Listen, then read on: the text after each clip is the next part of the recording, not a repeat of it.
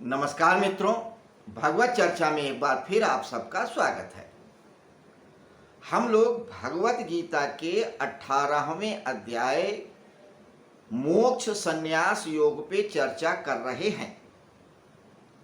58 श्लोकों तक हम लोगों ने चर्चा किया। आज 59वें श्लोक पे बात करेंगे। आज इस श्लोक पे चर्चा करें इसके पहले कुछ बातें आपसे मैं करना चाहूँगा भगवत गीता के पिछले अध्यायों और इस अध्याय के पहले के श्लोकों पे, ताकि इस श्लोक का मंतव्य क्लियर हो सके। तो आप लोगों को ये याद ही होगा कि पहला अध्याय है भगवत गीता का अर्जुन विषाद योग।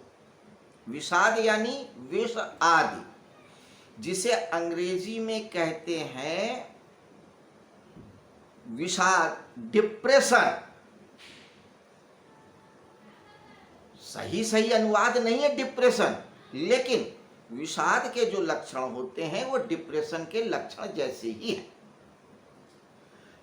एक्चुअली जब अर्जुन ने आमने सामने दोनों सेनाओं को देखा युद्ध के लिए, तैयार थी सेनाएं लड़ने के लिए, बिल्कुल शंख घड़ियाल बजने वाले थे। बस युद्ध अब शुरू हुआ कि तब शुरू हुआ, इशारा होने की देरी थी बस। अर्जुन भी तीर धनुष लिए बिल्कुल तैयार थे, उद्यत थे युद्ध के लिए। लेकिन अर्जुन विचारशील व्यक्ति थे, अर्जुन संवेदनशील व्यक्ति थे। अर्जुन वीर के साथ साथ भावुक भी थे। उन्हें अच्छे और बुरे की समझ भी थी। और जब व्यक्ति के अंदर अच्छे बुरे की समझ होती है, संवेदनशील होता है, समझदार होता है, तो कई बार कठिन मौकों पे हिल डुल भी जाता है। क्योंकि विचारशील व्यक्ति को दोनों पलड़े दिखते हैं, अच्छे भी और बुरे भी। इधर का भी दिखता है, उधर का भी। जो विचारशील नहीं है वो तो एक तरफ देखेगा, बस निर्णय ले लेगा, दूसरे तरफ पे वो ज्यादा मगजमारी नहीं करता। लेकिन अर्जुन ने जब देखा कि अब युद्ध हुआ ही चाहता है, तो उन्होंने भगवान श्री कृष्ण ने कहा कि आप मेरे रथ को दोनों सेनाओं के बीच में लेके चले, ताकि मैं देख सकूं किससे किससे युद्ध करना है। बस यही गड़बड़ हो गई।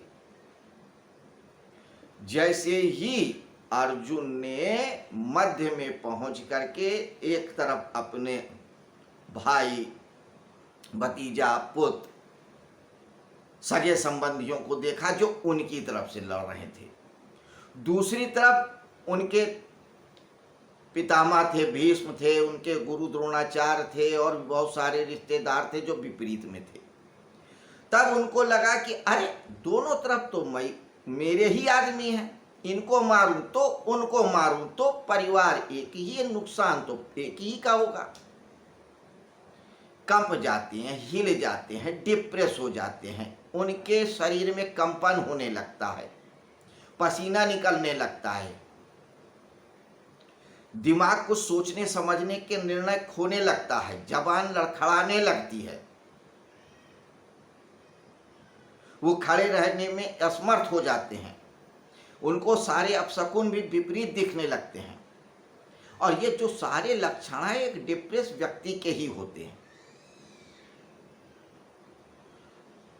तो वो विषाद में आकर के युद्ध ना करने का फैसला ले लेते हैं और कहते हैं मुझे युद्ध करना ही नहीं, भले कौरव हमको मार दें, सारा राजपाट ले ले, लेकिन मैं इस राज्य के लिए अपनों को मारूं कदापि नहीं।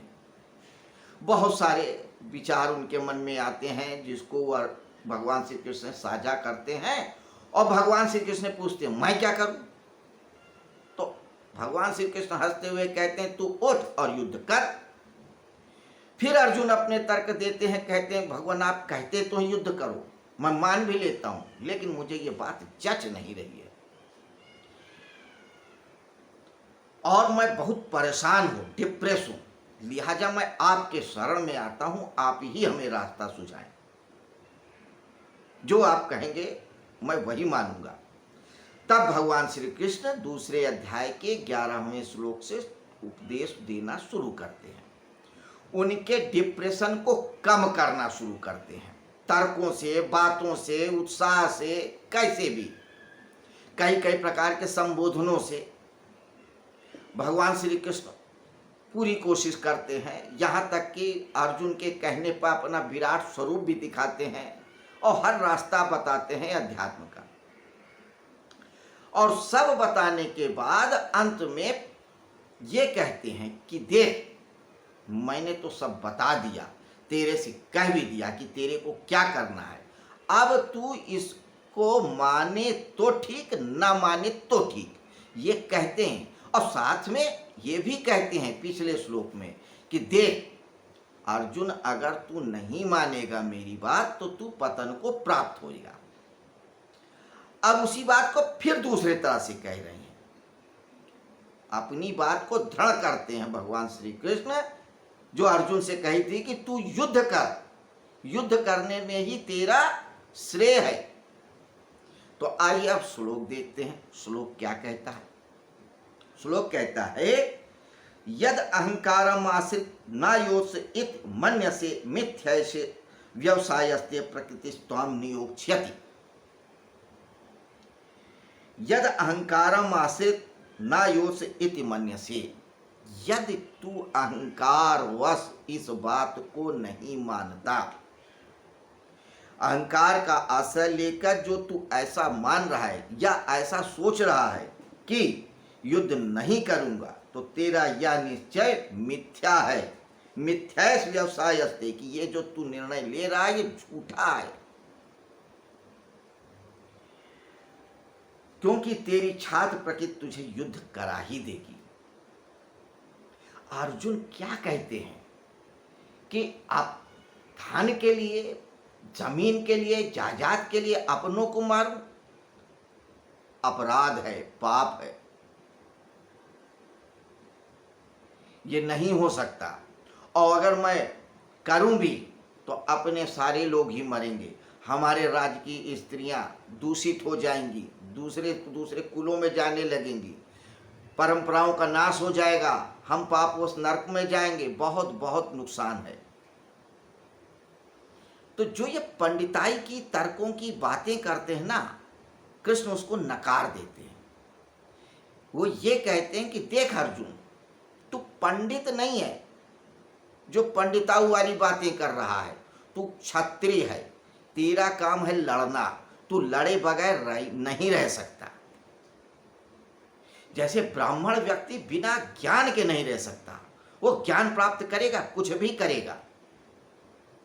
बात जाति से ब्राह्मण या क्षत्रिय की नहीं है, कर्म से। बुद्ध जैसे व्यक्ति को आप युद्ध के मैदान में खड़े होगे, भाग जाएंगे, कितना भी भोग की वस्तु दे दो भाग जाएंगे।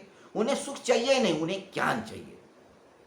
जान चली जाए लेकिन ज्ञान मिल जाए तो ब्राह्मण है। बनिया है, चमड़ी जाए पर दमड़ी न जाए। पैसा आना चाहिए कैसे भी आए, और पैसा जाना भी नहीं चाहिए, चाहे चमड़ी चली जाए। तो जिसका जो धर्म होता है, जो जिसकी प्रकृति होती है, वो उसी के अनुसार कार्य करता है, कुछ भी हो जाए। अब एक व्यक्ति शराबी हो गया है बचपन से, वो शराब पिएगा, कैसे भी पियोगे, कुछ भी समझाओ। इसी प्रकार से बनिया कहीं भी जाएगा, अपना व्यवसाय नहीं छोड़ेगा, कोई भी बात करेगा, कोई भी संबंध बनाएगा, तो देखेगा इससे लाभ क्या है और हानि क्या है। हाथ भी मिलाएगा ना तो सोचेगा यार इस आदमी से हाथ मिलाएं, यार ये कोई काम का है भी कि नहीं है, भविष्य में कुछ बिजनेस उसने देगा कि नहीं देगा। अगर समझ में आ जाए ये किसी काम का नहीं है तो फिर दोबारा हाथ भी नहीं मिलाएगा। एक बार तो हो गई, गलती हो गई, दोबारा काय को मगजमारी करने का। बनिया ब्राह्मण वैसे ही, जैसे कहा, ज्ञान ढूंढेगा, कहीं भी जाएगा, शमशान में जाए, मकान में जाए, दुकान में जाए, ज्ञान ढूंढेगा। सड़क पे भी चलेगा तो देखेगा कहीं कोई अच्छा स्लोगन तो नहीं मिल गया, कहीं कोई अच्छी बात नहीं होगा, उसको ग्रहण करेगा। किसी से कुछ सुन रहा होगा तो ग्रहण करेगा। तो ब्राह्मण ज्ञान ढूंढेगा। तो जिसकी जो प्रवृत्ति होती है वही कार्य करता है। अर्जुन को यही समझा रहे हैं, देख अगर तू युद्ध नहीं करेगा तो तुझको ये प्रकृति, ये संसार, तेरे अंदर का जो खून मांस मज्जा, जो क्षत्रियत्व से रचा पचा है, छोड़ेंगे नहीं, युद्ध करा ही देंगे। दो चार आदमी आएंगे जहां तेरे को कहेंगे अरे अर्जुन तो डर गया, अर्जुन तो भाग खड़ा हुआ, देखो बड़ा वीर बनता था, कुछ बनता था। दुर्योधन भी कहेगा देखो मेरे सामने डर गए। जहां कहेंगे तो तू कितना बर्दाश्त करेगा। एक समय आएगा गुस्सा हो जाएगा, फिर तू युद्ध करेगा, लेकिन तब बात खत्म हो चुकी होती, तुम्हारी इज्जत तो चली ही गई होगी। तो ऐसा ना कर, तू बात मान, अपने प्रवृत्ति को जान, अपनी प्रकृति को पहचान और युद्ध कर। इनडायरेक्ट वे में भगवान श्री कृष्ण फिर आज्ञा देते हैं क्या अर्जुन को क्या करना चाहिए। और यही बात वो कई बार क्यों कह रहे हैं, क्योंकि अर्जुन ने खुद कहा था भगवान मुझको ये बताइए कि मैं क्या करूं, यू सजेस्ट। तो भगवान श्री कृष्ण बता रहे हैं। यही थी इस श्लोक की बात या इस श्लोक का अर्थ। आप लोग भी इस श्लोक को फिर से पढ़ें, गुनें, समझें, जीवन में उतारें, कैसे उतार सकते हैं ये समझें, जानें। तो 18वें अध्याय के जिसमें 78 श्लोक हैं, 59वें श्लोक पे चर्चा किया। भगवद गीता में 700 श्लोक हैं। धृतराष्ट्र, संजय, अर्जुन और भगवान श्री कृष्ण के बीच वार्तालाप है। भगवद गीता मन का विज्ञान है। भगवान श्री कृष्ण मन के सबसे बड़े मनोवैज्ञानिक हैं। आज की चर्चा अब हम यहीं समाप्त करते हैं। कल फिर मिलेंगे इसी समय, इसी जगह, इसी वक्त 60वें श्लोक पे चर्चा करने के लिए। नमस्कार, शुभ रात्रि।